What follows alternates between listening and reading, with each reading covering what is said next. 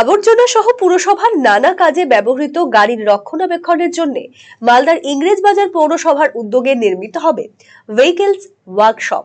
এরই পরিপ্রেক্ষিতে মঙ্গলবার মালদা শহরের ফুটপার্ক সংলগ্ন এলাকা পরিদর্শন করেন ইংরেজবাজার পৌরসভার চেয়ারম্যান কৃষ্ণেন্দু নারায়ণ চৌধুরী, কাউন্সিলর শুভময় বসু, উদয় চৌধুরী সহ পুরো আধিকারিকরা। এদিন ফুটপার্ক সংলগ্ন এলাকায় নবনির্মিত ভবন এবং গাড়ি রাখার জায়গা পরিদর্শন করা হয়। প্রায় 3 কোটি টাকা ব্যয়ে নির্মিত হবে এই ওয়ার্কশপ।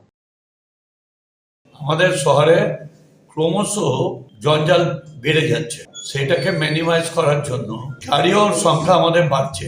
এই গাড়িগুলো রাখবো কোথায়? রাস্তার মধ্যে রাখা যাবে না, তাই আমরা ওই ফুড পার্কের পাশে জায়গা আমরা রেখেছি। ওখানে একটা মডার্নাইজ আমরা workshop, repairing shop, plus cleaning, গাড়ি পার্কিং এগুলো করছি। ওই জন্য আমরা গেছি, মানে আমরা প্রায় 3 কোটি টাকা মতো আমরা খরচ করছি। আমাদের সঙ্গে আমাদের ভেহিকলস ইনচার্জ গেছিলেন উদয় চৌধুরী, আমাদের শুভময় বসু কনজারভেন্সির ইনচার্জ গেছিলেন, তারা গিয়ে আজকে পরিদর্শন